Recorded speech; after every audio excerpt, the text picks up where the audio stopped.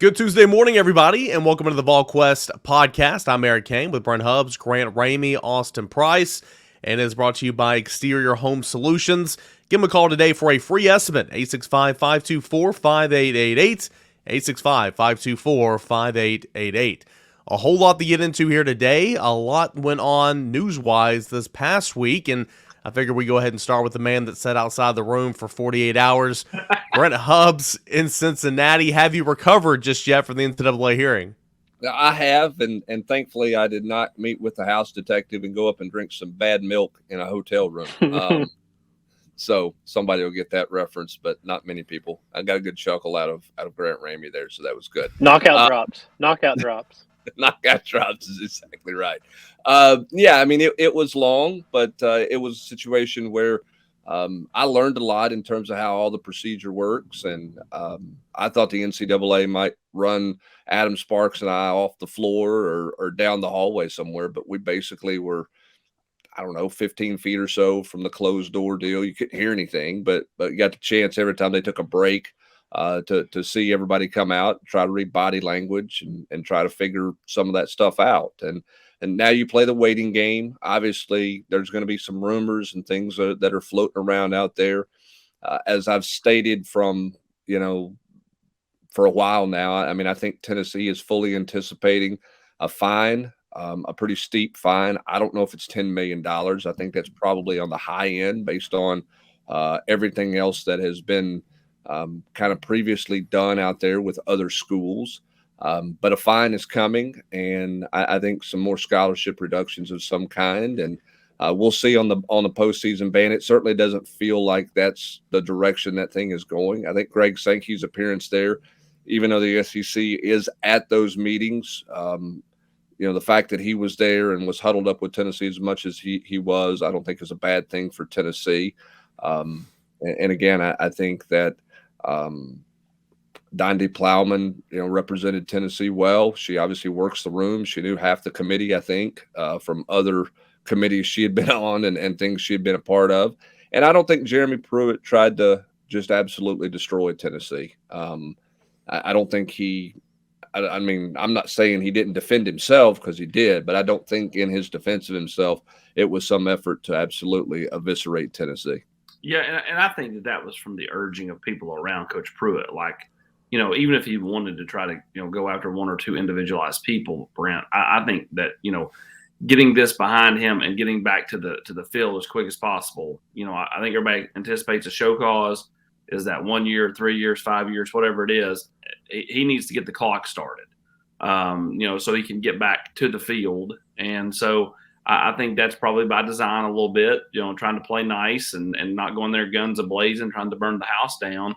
And, when you look at Tennessee, I mean, the common fan isn't ever going to see the money, isn't ever going to see the scholarship reductions, unless it would just be so steep that you would be running with 70 scholarship guys for 2 or 3 years, and that's not going to be the case. So, giving a few more scholarships and giving a few $1 million is something the fans aren't going to see, so they don't care. The only thing they would see is not being able to go to a bowl game. Yeah, and I thought it was interesting too, and I mean, Jeremy Pruitt brought a very experienced legal team with him from Birmingham, who has been a part of some NCAA negotiations. Grant, Cam Newton. Yeah, I mean, one of his lawyers was one of the chief negotiators in the Cam Newton case and some other cases involving some coaches and things like that. So, that tells you that he knew some kind of penalty. I mean, nobody thought he was going to get off, without any kind of penalty. Now, do you appeal? Can you negotiate? And what do you get in terms of trying to minimize that impact of that punishment? What Austin talked about with the stuff that fans see, my uneducated view of this is if the NCAA comes after Tennessee and gives something to Tennessee that seems kind of unjust from Tennessee's side of it, is what precedent does that set in the future for other programs? I mean, Tennessee, it feels like they did everything they could do on the front end after their own internal investigation to fire people, to clean house, to do it ASAP as soon as they knew, as soon as they started their own investigation and got results. What precedent does that set moving forward? Why would other programs cooperate the way Tennessee did and act as quickly as Tennessee did if Tennessee does that and then just gets hit here? like Austin said, if it's money, that's one thing. Fans aren't going to see that. They're not going to feel that as much. It's not going to help you. It's obviously going to hurt you. And so the same thing with scholarships. But if Tennessee got hammered here, which I assume won't happen, but if that did, I don't understand what kind of precedent that would set moving forward with NCAA, with other programs wanting to play ball with them if they Well, punish Tennessee here. I think you'd immediately see legal action on Tennessee's part to sue the NCAA if that is the case. So, I mean, Hubs has been saying that for a while now. It doesn't make any sense. It behooves everybody to, hit you with some fines, a few more scholarships, and move on. Yeah, I mean, I think that, again, remember great camera work, by the way. I was going to say, look at this footage. This is top notch. Oh yeah, it's some. Let me go ahead and fill you in on what was said right here. Yeah, I got to go over and talk to my buddy Brent. Hey, Brent, where's Austin? and what are you doing here in this lobby? That's pretty much it. And then his wife said, "I didn't recognize you with a camera in my face." That's how that conversation went at 7:15 on Wednesday morning when the hearing got started. I do think, remember this too about Greg Sankey, the SEC commissioner. He is a former Committee of Infractions member. He was still on the Committee of Infractions, actually, when Ole Miss went in front of the NCAA for their hearing. Now, obviously, he wasn't a part of that panel because that's a conflict of interest, but he was still on the committee then. He was also co-head of the Transformation Committee, which is the leading reform in NCAA. And part of that reform, Grant, is don't punish the innocent, punish the guilty, punish the coach, punish the assistant coach, but not the kids who had nothing to do with that. Now, the outlier in all of that is Oklahoma State with their basketball program, because there were kids in that program was punished with a bunch of kids who were still in high school when they received their postseason ban and couldn't play, and then lost appeal and had to set out the tournament. So that's the fly in the ointment, if you will. But I think Greg Sankey's presence at this was calculated. I know that the SEC always sends people there. They had two people there. And again, Greg Sankey had lunch. He was huddled with Tennessee's brass the entire time that they were there. And again, look at that camera work. Spoke on Tennessee's, basically on Tennessee's behalf. It's not now when not, Casey. Go ahead. Now when Casey asks you or says she doesn't recognize you behind that phone, I mean, what's your response? Do you say, "Hold still, I need some art for the front of my website," or what? Smile. No, I didn't do that. I kind of moved on. I think my next question was, how are the kids? Smart. Because it was a little 720 uneasiness at that point. And I'll tell you, I mean, it's really kind of a bizarre deal. In all seriousness, you're setting, Adam Sparks and I were sitting at basically just a table with two chairs next to a column. Okay, so I was facing that room there. The hearing room was off to my left because I was facing where the Tennessee people were coming out. Adam was facing me. He was seeing where Jeremy Pruitt and Casey came out, and we both could see the elevator. So they take a break, and people come out, and they know you're there, and eye contact is just inevitable, right? Like, they come out, they look at you, and you look at them, but it's kind of like, what's up? Like, you're kind of looking for any kind of read. Is somebody upset? Is did something not go well in there? What do you make of this person's body language? Were they moving fast just really because they had to go to the bathroom, or were they moving fast because they were mad? You're trying to sort of figure all of that part of it out, and profiling is probably not my greatest strength. So I don't know that from that standpoint that you learned a whole lot, but it's a really pretty fascinating process that they go through, and how that room is set up, and the fact that you can't. The Committee on Infractions dictates all the conversation, so you have the committee, the enforcement committee that presents the penalty, the violation, which is kind of like the prosecution, right? They present what it is. They present all their evidence they want to present out of the hours upon hours upon hours of interviews they've done. They present that to the Committee on Infractions. Then the Committee of Infractions can ask Pruitt and his people questions. They can ask Tennessee and their people questions, but Pruitt can't, like, if he can't engage with Tennessee and Tennessee can't engage with Jeremy Pruitt. Like, there's no back and forth between it. You know, somebody says something you don't agree with, you can't say, whoa, that's not right. You know what I mean? It's really very procedural that way, which is kind of a fascinating deal. And no cross examinations. Come on now. No, not with lawyers. I mean, lawyers aren't going after Tennessee's lawyers are not going after, you know, Jeremy Pruitt and Casey Pruitt, and Jeremy Pruitt's lawyers are not going after Philip Fulmer and Donde Plowman. That's just he not. Good one went after him though. Look at him back there in the background. That's not how the procedure goes. And so, again, we'll see what comes out. It feels like when everything broke late Thursday, there was just a sense of relief that it was over. Because you got wind that, hey, they're going to plow through and get this thing done at about 3:30 in the afternoon, 4 o'clock. Like, so everybody's like, we're getting ready to get out of here tonight as opposed to Friday, which made everybody happy. But Tennessee seemed more, I don't want to say relaxed, but they seemed a little more, their body language looked a little different on Thursday than it did on Wednesday. So I don't know if that means everything went well. I think Tennessee probably feels like it went about as well as it could go for them, but exactly what that means, we'll find out sometime probably in the month of June. Where can we sign up for your class? You're going to teach a reading body language class, right? No. That's what I was going to say. If it proves to be true, then Hubs will inevitably get asked by lawyers to go and set in on, and the police to go and set in on body language deals and analyze tape. Now, with that said, I do think, looking back, we made the mistake as a staff. We should have went with Grant to Cincinnati. He would have hunkered down in the back of the room like Andy and Barney did when they caught Miss Letch, you know, for selling that car with the wood chips in the deal. So sawdust. All right, so 6 to 8 weeks, right? Do what? 6 to 8 weeks, right? Before, that's what we think is 6 to 8 weeks.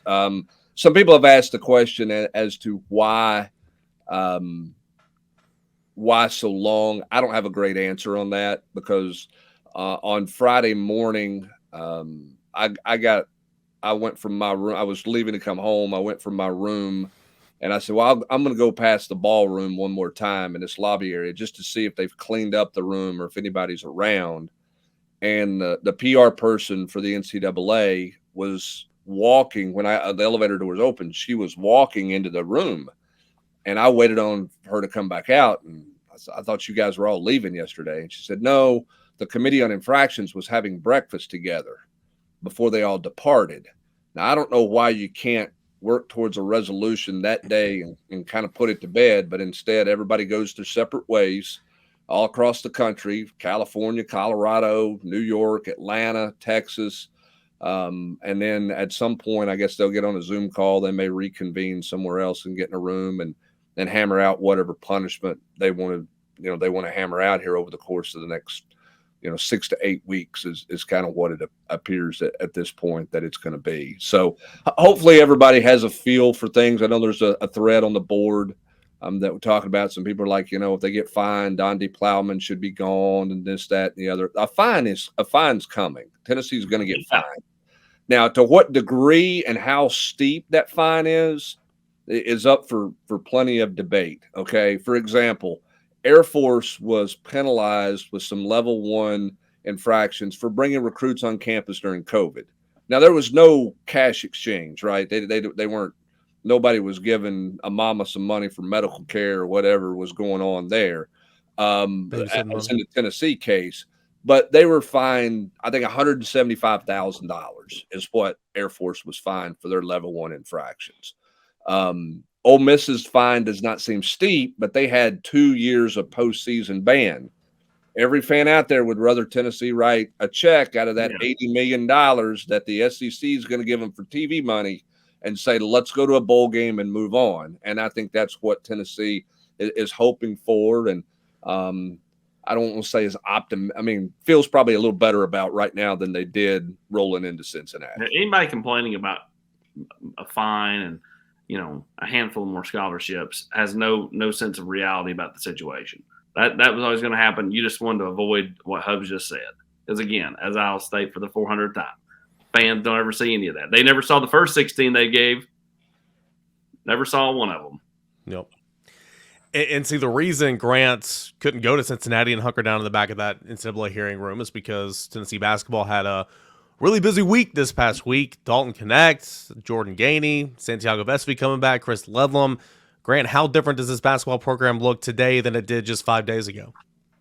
Completely different. And we waited and we waited and we waited, and it was almost a month before anybody did anything. And then suddenly it was just one after the other, one after the other. I think Jordan Gainey committed during the orange and white weekend. I don't know why he set Tuesday for the date, but that was just the date he set. And then it's just like also whatever happens after that, it just keeps going one after the other. Santi goes Tuesday night. They get Chris Ledlum Wednesday when everybody kind of thought he was an Indiana lean.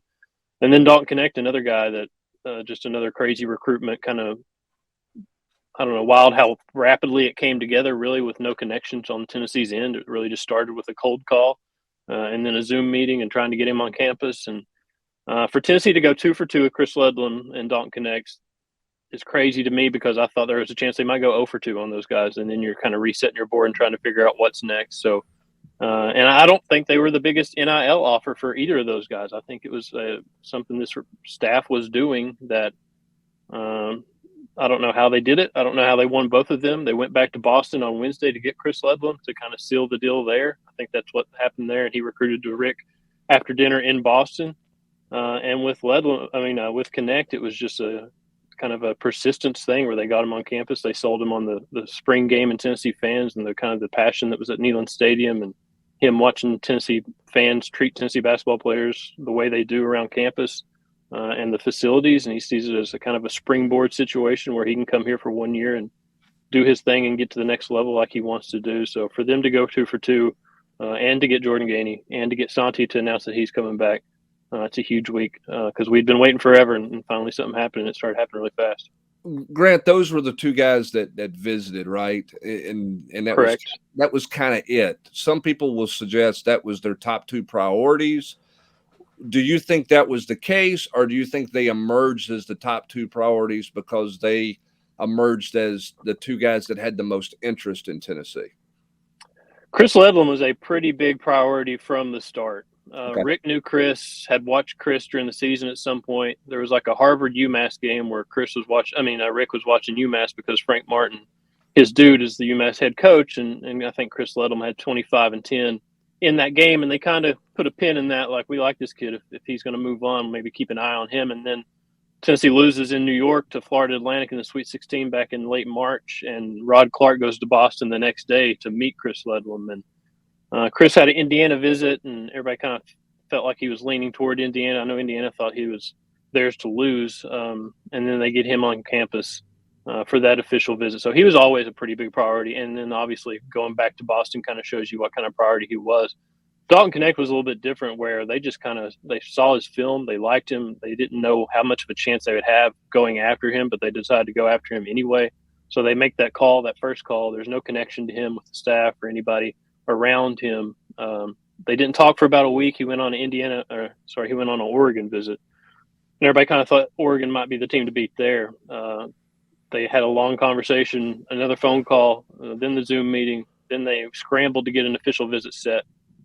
So he became a very big priority once they realized, hey, we might have a shot at this guy. So yeah, there were 2 huge priorities that just kind of developed in different ways. Grant, what's the numbers look like right now? Good luck. 14, I think we're sitting on 14 right now. That's assuming Joe's gone, which I think that's the case. That's assuming Julian's not back, because Dalton Connect's Twitter bio says he's Tennessee men's basketball number 2, and that was Julian's number. So some kids already swapped his jersey number before he's even claimed his spot. I mean, the body's not even cold. Right. Rick said last week, like, we don't put a deadline on them. We don't really have a ton of conversations with them because they need to go out and get their own feedback from their own conversations with other people in basketball and the next step and all that stuff. But at the same time, it's kind of like, you know what, you better claim your spot, because we're actively recruiting and trying to, like Rick said, we have to have a team in next season. We have to have a roster built for next season. I think obviously Santi got his NIL situation figured out, but I don't think it's any coincidence that he finally announces something Tuesday night when the kind of dominoes start falling for this 23-24 roster. And, you want to claim your spot. If you're trying to come back here, man, you better let them know. Because, I think Josiah thought he could go through the process and not have an answer until May, and Tennessee was just going to sit and wait. These programs can't do that. They can't sit and wait until late May to try to figure out what their roster is going to look like for the next season. So they're at 14 right now. I don't know what happens. Everybody asks about Jordan Gainey and being a walk-on and all that stuff. Every time I've asked about Jordan, it's a scholarship player. It's a scholarship situation. You're wrong. Could that change? I guess so. I don't know. I haven't heard anything about it changing. Thank you, Eric Kane. You're helping my case here. You're helping me with these questions that keep. I don't know what. I don't know if somebody leaves. I don't know. BJ Edwards has talked about sticking around and stuff that he could do next year. I don't know if that changes. I wouldn't run DJ Jefferson off because I like his future, his upside, kind of the way he worked his freshman year and kind of the attitude he has over the whole situation, and just from a talent and skill level. So I don't know. The numbers, as they say famously, always work themselves out. I just don't know how we're going to get to that point where they are worked out. No, but I'll tell you what, like when you think about, what you just talked about with like how coaches are having to kind of just build and not, like unless it's just somebody that like, you got to have back and you're willing to wait on. I asked Rick about that at the Caravan on Wednesday. Do you wish there was a more defined, like, okay, here's the portal window, but it's only after the draft window, and that way you can kind of have a feel for what you have and what you don't have. And he indicated like, yeah, it would be great if we could come up with some type of solution, but I'm not sure that's really doable because it's so many moving parts, and all these kids want to be able to get to a new school / take their time on the NBA draft process. Well, so what you're suggesting is the calendar's messed up? Yeah, stunned. What a stun-striking event that the calendar doesn't make sense. You want to talk about the run game? Stunned. Stunned. I was thinking about that the other day. Like if you didn't open the portal until a certain date and it was a few weeks off from the end of the season, then it's just going to turn into this guy, and this guy are going to be entering the portal when the portal opens. And then I think that's just an extended window for tampering. And if tampering is an issue and something you're really worried about, then that's probably not going to help you on that front. At the same time, you can't really move up the NBA process because all these franchises are going through playoffs right now and all that stuff. You could probably do stuff with the teams that don't make the playoffs, but then that's an advantage for those teams that don't make it.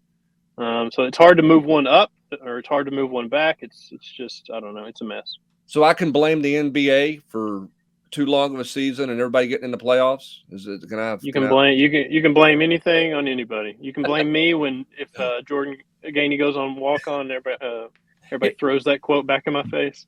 Here's the other thing too. From the standpoint of if you're coming back, if you're going through the process and you're coming back, Josiah Jordan James is not in Knoxville. Now I know academically he's got a degree, it's not a big deal, but basically he's punted the semester because he's training elsewhere. I'm not sure Phillips is in Knoxville either. So from that standpoint, all those guys are giving up the semester. So it isn't off.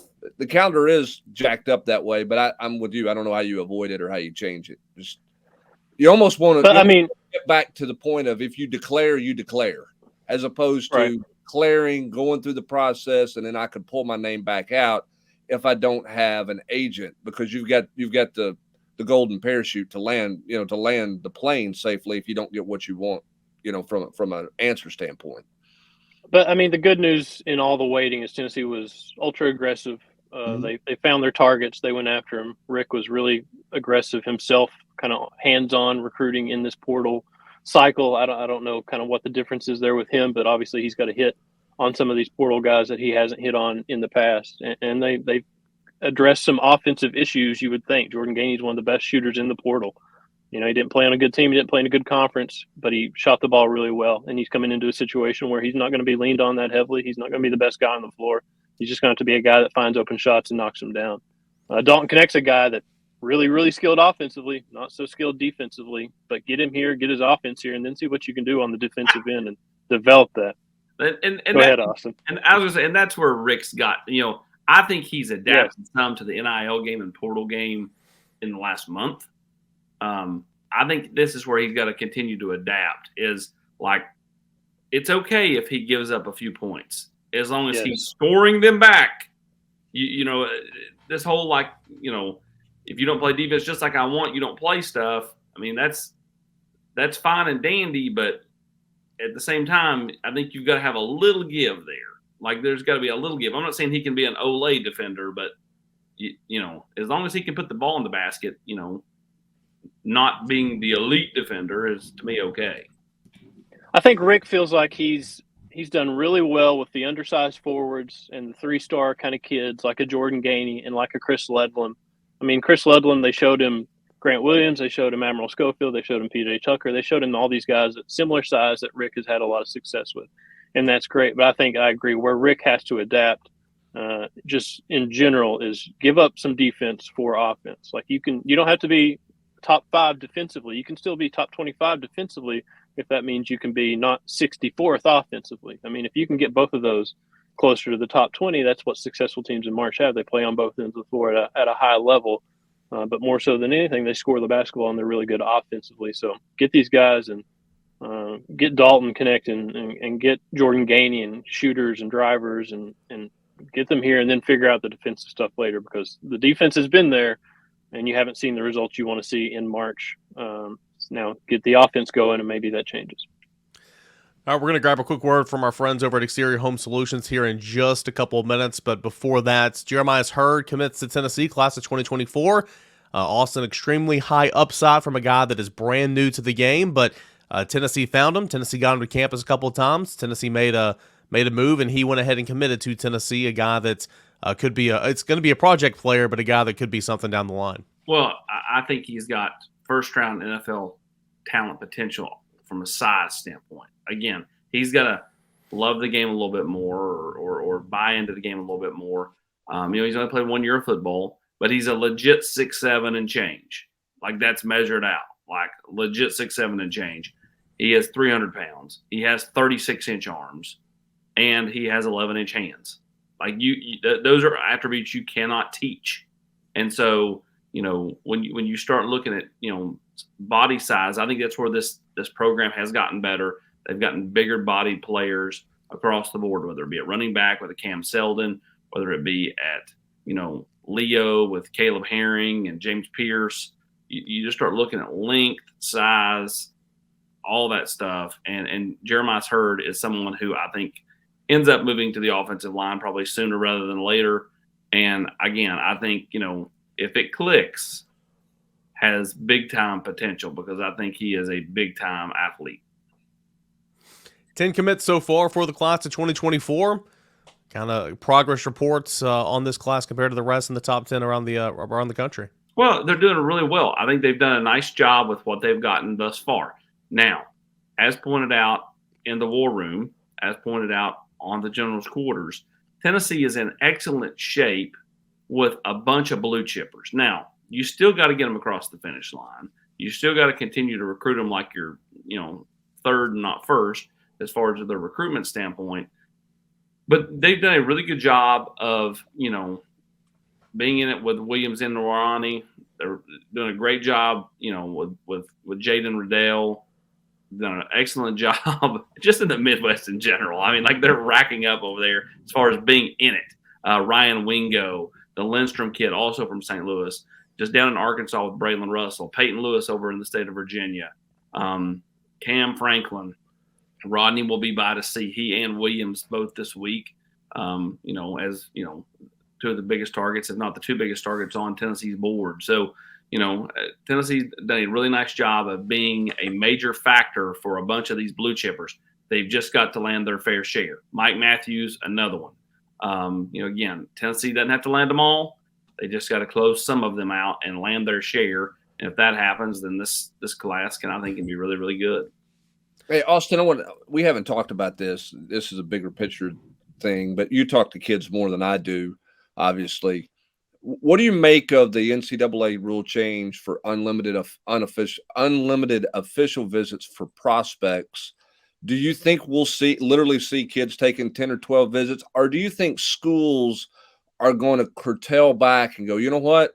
We only got 56. We're not bringing in a bunch of guys that we're 7th or 8th for, or a coach is going to go, hey, if we get them on campus, we got a shot, and they're going to bring a bunch of guys in. I think it's going to be a mixture, Hubs, because I think that, early on, with early visits, the last thing you just said about, hey, we get them on campus, we got a shot, I think that is going to be the case. And then at the last minute, late in the process, if you got some visits to burn, why not shoot your shot? But I think in the middle, you'll see them start to kind of, let's wait. We might bring you in. Let's kind of see where things are. You're talking about this school, and this school ahead of us. Doesn't make much sense. Let's kind of see where this thing plays out over the next few weeks and months. And so I think that's kind of where, I think at different stages of the process, you'll see schools kind of change how they view things. That's the interesting part of all this, because it's unlimited for kids now, but the number stays the same for schools. So like that part of it's a bit of a head scratcher, but it also at the same time, it doesn't make it just a free for all for, schools and kids to bring in, 100 different kids on official visits. But for the record, I mean, most schools don't use their entire official visit allotment. That's right. 56, and then you can roll over 6 if you don't use them. Most schools are operating around 60 every year when you count the rollover factor. Most schools don't bring in 60 official visitors in a year. So I just wonder how much it's really going to change or not going to change in terms of the school's perspective. I think with a guy like Ryan Wingo will take a bunch of official visits. I think he'll take the 4 in June. I think he'll take more than that, or I think he'll take another 3 or 4 in the fall. Tennessee's one that I think he's going to take in the fall. He wants to wait and come to a game and do an official visit for a weekend for a game instead of taking one in June, which, again, I think that's a good thing for Tennessee. He's been here. He knows it on both sides, and I think, get him here for another good atmosphere and kind of see where it goes. And then, I think each kid's going to be different, though. Like if you got a parent that's just kind of over the process, right, maybe they let their kid take a couple of visits without them that, hey, just go have fun, go to Oregon or whatever. But if you're at that school, if mom or daddy's not getting on the plane to come with them to see, you're going to be like, I'm not sure. Yeah, but there's been enough evidence over the years, Hubs, of kids getting on the campus without their parents and then making a knee-jerk deal and then just telling their parents, hey, this is where I want to go. I fell in love with it, blah, blah, blah, blah, blah. Yeah. So, I mean, like, you could look at it 100 different ways. Right. That's good. That's right. All right, Tennessee has 10 commits for the class of 2024, the latest coming on Friday. A big lineman by the name of Jeremiah Hurd, 6'7" and change, about 295. 1 year of football experience already, but some of the big schools are going to continue to call that one as the time goes on. Who was that baseball team that took down Vanderbilt in sweeping fashion this past weekend? We'll talk a little Tennessee baseball here in just a moment, but first, a word from our proud sponsors, Exterior Home Solutions. Your roof, it's the most important protection against nature for your home or your business. That's why I trust the experts at Exterior Home Solutions. Thanks to our good friends at Exterior Home Solutions for their continued support of the podcast. What a funny game baseball is, Eric Kane. You're down to your last strike. Austin Price calls his shot. We'll get to that one in just a minute. But he calls his shot, and Tennessee ties that game with a great home run and then a golf shot for a home run, and all of a sudden they find themselves a winner on Friday night. Vanderbilt never recovers. Is this what do you make of the weekend as you kind of digest it and circle back to it? I think this is who Tennessee can be if it plays up to its potential every single weekend. I mean, you had a collective effort. Not one man was Superman. You didn't, for the most part, you did not make defensive mistakes. You pitched the baseball extremely well, and you had timely hitting when it mattered. I mean, this is Tennessee as good as it can be when everything's clicking, right? And if you can sweep the number 4 team in the country in Vanderbilt, there's no reason why you can't win any other series against anybody in the country. But when you self-implode and do things that will beat yourself, you're not going to win those. But Tennessee didn't do that this weekend. So, as you know, we distance ourselves from Sunday and the series sweep that was. What a weekend for Tennessee. You needed a series win in the worst way. A sweep would have been icing on the cake. Tennessee got that sweep that it's going to allow it maybe a gimme game if it does self-implode down the stretch to where it's a game you really need, but you give it up. I mean, that sweep allows for one of those when you're on the track to try to get to lucky number 14 in the conference. But pitching well, timely hitting with runners in scoring position, hitting with 2 outs, 9 runs in game 2 let's see, 11 runs in game 2 with 2 outs, a couple more 5 runs in game 3 with 2 outs. It's just Tennessee did well and got good pitching and got great defense behind it. So that was really, really good to see. Kind of a different looking Tennessee team than the one we've seen the rest of the year. I would say, Eric, you said in your late night chat on Sunday night that you think Tennessee's got a 65.3% chance of being 11-10 after this coming weekend, which means they're going to sweep Mississippi State. Even if they don't, let's say they win the series, to have these back-to-back home series when they're, quote, getting right, how big is that before they have to go on the road again? You know what I mean? Like, you get the momentum from Vanderbilt, and you don't have to go on the road right away. You get another home series. How big is that? It's huge, and I think also the fact that it's a short week maybe even works into the favor of Tennessee as well. You take 1 day off break, you go hit the midweek, you have a day off, and then you're back at it, right? And Mississippi State, anybody's good enough in this league to beat anybody, but Mississippi State has struggled this year, so you remain at home playing against a very winnable opponent. Kind of earlier in the week, the Thursday through Saturday. I just think it's huge. Sweeping in Southeastern Conference play is hard to do. So even if you don't sweep Mississippi State, which is very possible, even if you don't, you're still walking away from that weekend if you continue this momentum and play the way that you're capable of playing at a game over 500 or right at 500 in the SEC, and that's really, really good heading on the road to Georgia, which is capable of doing a little bit of everything. Back home against Kentucky, which has had a really solid season so far, and then on the road to South Carolina in this thing. You need 14 wins, so I think these back-to-back home series, especially coming off a sweep of Vanderbilt, I think that's just huge for Tennessee to try to get right and take advantage of being at home. All right, so Grant, I'll ask it to this. This is just a big picture deal.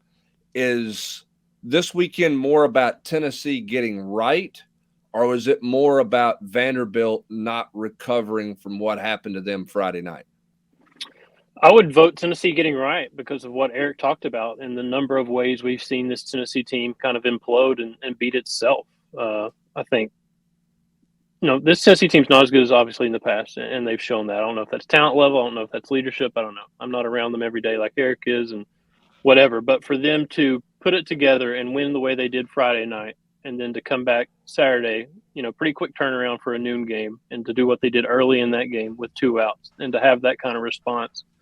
And then to come out Sunday, I kept thinking Sunday, like, will they have the same response, or would they come back and just kind of, let Vanderbilt do something and end the weekend on a bad note? For them to score the runs the way they did early in that game as well, and to hit the home runs the way they did, and to pitch the way they did, and to just kind of play clean baseball and not make those mistakes that we've been making, the base paths and just the simple drop fly balls and stuff like that, and not kind of implode on yourself. I thought it was more about Tennessee, and obviously sweeping Vanderbilt, it's no better time for Tennessee baseball to get right and to find something, but I think it's more about Tennessee than about Vanderbilt. I think for me, it's they just played good complementary baseball. Friday night it was pitching and fielding that kind of allowed Tennessee to stay in it until the bats actually woke up a little bit, and then the bats woke up, and then the pitching continued. Into the weekend. I mean, Bradfield didn't have a hit until the 7th or 8th inning of Game 3. Didn't steal a bag all weekend. That was huge. I think this team, and I talked about this with Tony on Ball Club Confidential. I talked about it with Griffin Merritt. I talked about it with several of those guys. I think this team tried so hard early on because it's not their maybe persona to be as brash and cocky as last year's group. But I think they tried so hard, it was like they went the other direction. They started having a little bit of fun this weekend. And it was even before the 2 home runs in the night. Like, there was some fire out of Camden Sewell Friday night. There was fire out of Chase Burns, with some big strikeouts because they knew that they were keeping their team in the game. And so all of a sudden, they do hit the home runs, and here comes a little trash talk, and here comes the fur coat, and the daddy hat, and all the fun things that they get to have in the dugout. It just seemed like maybe that's just who we need to embrace. Let's just go be it. Maybe even if it's not individually who we are as people, collectively It's who we've got to be to get a little juice. Yeah, and I think playing well just fuels all that confidence. And you said it. I mean, giving yourself an opportunity to be in baseball games and to win those baseball games, even when you're heading to the seventh inning. And I think Tennessee had one hit, but we're still putting barrel on the ball. And still, I mean, I was texting you guys Friday night. I mean, I was like, hey, win or lose. You said this is the best game they played all year. This is the best game Tennessee's They were played all down year 3-1. because they're having good ABs. They're pitching well. They're playing incredible defense. You're not finding turf, but they're putting barrel on the ball and all that type of stuff. But you felt like you could still win that game, and ultimately you went on and won that game. And by the way, how ridiculous was Vanderbilt's defense this weekend? My God, that play Friday night was one of the best plays I've ever seen. Based on how he flipped it and had to adjust. The guy throwing it had to adjust. He barehand catches it and basically throws it in one motion after he didn't even really think he was getting the ball. The old 5-6-3 put out at first is how you scored if you're keeping track at home. Yeah, I mean, it was – and I thought – I mean, I just thought it was – obviously, Tennessee got their bats going. They hit a bunch. But, I mean, Maui made some plays and shortstop and hold that we've not seen out of him. Obviously, you mentioned the play Vanderbilt. I mean, it was really well-played baseball all the way around. Now, I know Tennessee's bats came alive. Vanderbilt didn't pitch very well. But the rest of the stuff was really, really good. Is Tony set now – Eric, kind of with who they are, where they are? Is Burns going to stay in the pen? Is that his new role, you think? Tony's talked even back in February that it would take him weeks to get everything probably sorted out. Are they sorted out based on this weekend? Well, I mean, as long as Andrew Lindsay and Dolander and Beam are throwing that way, then absolutely, right? Don't give any reason to move it around again. And Chase Burns is such a weapon. He was incredible this weekend. Friday night was... I mean, you and I both kind of had a thread going there, Brent. That was fun to watch. That was incredible. I mean, that would rival anything from college baseball this weekend.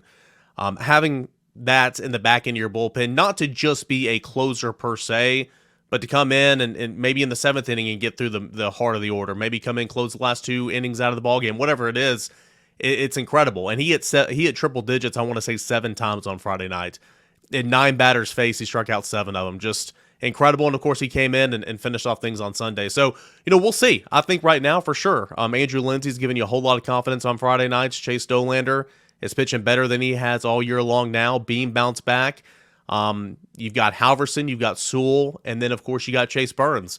And you feel really kind of good about where the pitching is right now. As far as the lineup is, this is 6 straight SEC starts that Cal Stark has caught. And so I think you're seeing that, like, hey, they like Dickey, hitting better when he's playing left field. They love the option of having either Kavaris Tears or Dylan Dreiling off the bench, and hey, that worked out pretty well on Friday night. And so I think you're really kind of seeing who you are with Hunter Inslee, Christian Scott, and then some combination of Dickey, if he's not behind the plates, and or Tears and or Dreiling in the outfield with the other DHing and the other coming off the bench. And Griffin Merritt, who got his bat back in the lineup this weekend and had a great weekend. So I think in both instances, in the staff and of course in the lineup, you're kind of figuring out exactly what your role is, and it's looking like more defined now than it ever has. Yeah, and the throw from right field in the 11th inning, 10th inning, incredible, whatever it was. I mean, that was big time to play that carom off the wall the way that they did, to get that out there to help Chase Burns out. Just a fun weekend. And Tennessee loves playing Vanderbilt. 7 straight, is that right? 7 straight, longest streak since 93-94 season when they won 8 straight. That was when Boomer Whipple was coaching the Vanderbilt. I think was his name there. Tim Corbin did not look like he was having a whole lot of fun. No. He did not enjoy himself. His post-game interviews were fun to watch. I'll say this: Tennessee gave the fans a lot to cheer about. But Tony made mention of this after the series, and I completely agree with him. The fans in attendance were engaged. They were paying attention. They knew what was going on. They made life hell for Vanderbilt. I mean, it was kind of funny at times. So, I mean, shout out to all the Tennessee fans who were in the stands. I think that they, truly kind of made a difference.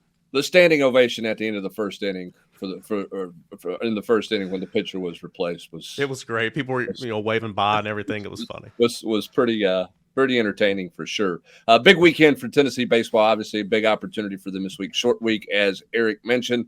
And we got the draft coming up this week. We'll dive into some draft talk in the Mailbag podcast on Thursday, which will be the day of the first round of the NFL draft, which consistently Eric seems to have Darnell Wright and Hendon Hooker's name flashing up there. Yep, Darnell Wright's going to be a first-round pick. We'll see about Hendon Hooker, but Grant, you've been doing those projections, and I think that you're going to see at least 4 Vols in the top 60, probably. But of course, we'll see exactly what that is. But all that and more, projections, reactions, everything you want Tennessee draft-related, Tennessee baseball, recruiting, football, basketball, whatever it is, always check us out over at VolQuest.com. Big shout-out to our friends Exterior Home Solutions for making this coverage possible. A free estimate. Give them a call today at 865-524-5888. Like this video. Subscribe to VolQuest on the YouTube channel if you haven't already. And chat with us over on the general quarters at VolQuest.com. For Brent Hubbs, Grant Ramey, Austin Price, I am Eric Kane. Appreciate you guys for tuning in to this edition of the VolQuest podcast.